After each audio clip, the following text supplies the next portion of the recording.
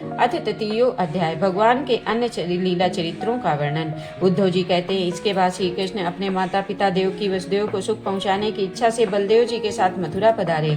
उन्होंने शत्रु समुदाय के स्वामी कंस को ऊंचे सिंहासन से नीचे पटक कर उसके प्राण लेकर उसकी लाश को बड़े जोर से पृथ्वी पर घसीटा। संदीपन मुनि के द्वारा एक बार उच्चारण किए हुए सांगोपांग वेद का अध्ययन करके दक्षिणा स्वरूप उनके मरे हुए पुत्र को पंचजन नामक राक्षस के पेट से यमपुरी से लाकर दे दिया।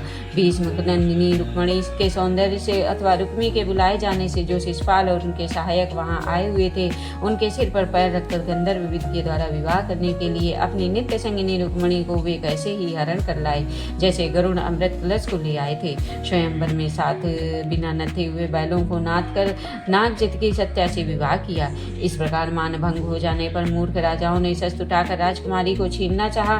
तब भगवान श्री कृष्ण ने स्वयं बिना घायल हुए अपने शस्त्रों से उन्हें मार डाला। भगवान विषयी पुरुषों की विषय लीला करते हुए अपनी प्राण प्रिया सत्यभामा को प्रसन्न करने की इच्छा से उनके लिए स्वर्ग से कल्प वृक्ष उखाड़ लाए।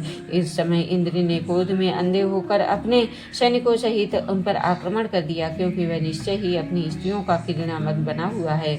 अपने विशाल डील डौल से आकाश को भी ढक देने वाले अपने पुत्र भौमासुर को भगवान के हृदय में मरा हुआ देखकर पृथ्वी ने जब उनसे प्रार्थना की, तब उन्होंने भौमासुर के पुत्र भगतपत को उसका बचा हुआ राज्य देकर उसके पर अंतापुर में प्रवेश किया। वहां भौमासुर द्वारा हर कर लाई हुई बहुत सी राजकन्याएं थी। वे दीन बंधु श्री कृष्णचंद्र को देखते ही खड़ी हो गईं और सबने महान हर्ष लज्जा और प्रेम पूर्वक चितवन से तत्काल ही भगवान को प्रति रूप में वर्ण कर लिया। तब भगवान ने अपनी निज शक्ति योग माया से उनके ललनाओं को के अनुरूप उतने ही रूप धरकर उन सबका अलग अलग महलों में एक ही मुहूर्त में विधिवत पाणी ग्रहण किया। उन्होंने उनमें से प्रत्येक के गर्भ से सभी गुणों में अपने ही समान 10 पुत्र उत्पन्न किए।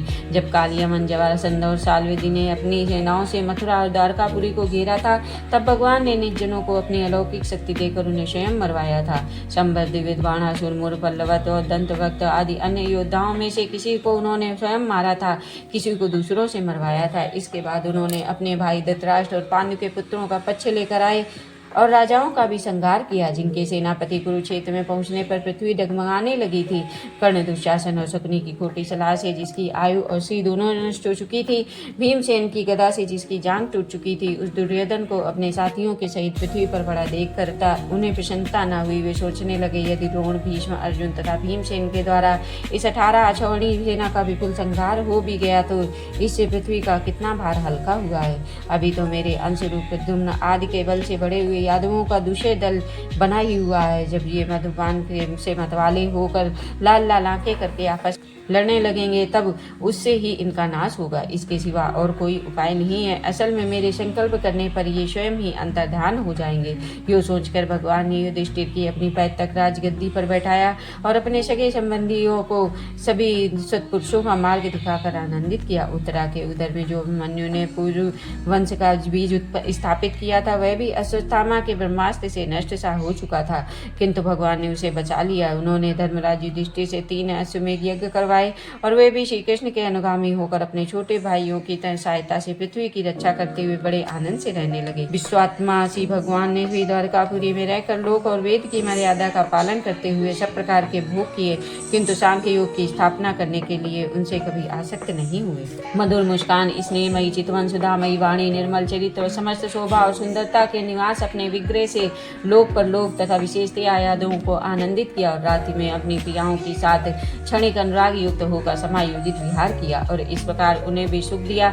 इस तरह बहुत वर्षों तक विहार करते करते उन्हें गृहस्थ आश्रम संबंधी भोग सामग्रियों से वैराग्य हो गया। ये भोग सामग्रियां ईश्वर के अधीन है, जीव भी उन्हीं के अधीन है। जब योगेश्वर भगवान श्री कृष्ण को ही उनके बहन से वैराग्य हो गया, तब भक्ति योग के द्वारा उनका अनुगमन करने वाला भक्त तो उन पर विश्वास ही कैसे करेगा। एक बार द्वारिकापुरी में खेलते हुए यदुवंशी और भोजवंशी बालकों ने खेल खेल में कुछ मनुष्यों को चिढ़ा दिया। तब यादव का नाश ही भगवान को अभीष्ट है, यह समझकर उन ऋषियों ने बालकों को शाप दे दिया। इसके कुछ ही महीने बाद भावी वश भोज अंधकवंशी 22 वर्ष कृष्ण भोज और अंधक वंशी यादव बड़े हर्ष से रथों पर चढ़कर प्रभास क्षेत्र को गए। वहां स्नान करके उन्होंने उन तीर्थ के जल से पितर देवता और ऋषियों का तर्पण किया तथा ब्राह्मणों को श्रेष्ठ गौएं दी। उन्होंने सोना चांदी सैया वस्त्र चर्म मृग चर्म कंबल पालकी रथ हाथी कन्याएं ऐसी भूमि जिसको जीविका चल सके नाना प्रकार के सरस भगवत दर्पण करके ब्राह्मणों को दिए। इसके पश्चात गौ और ब्राह्मणों के लिए भी प्राण धारण करने वाले उन वीरों ने पृथ्वी पर सिर टेक कर उन्हें प्रणाम किया। इस श्रीमद्भागवते महापुराणे पारमहंस्या संहितायां तृतीय स्कंदे विदुरो उद्धव संवादे तृतीयो अध्याय समाप्त। श्री कृष्ण भगवान की जय।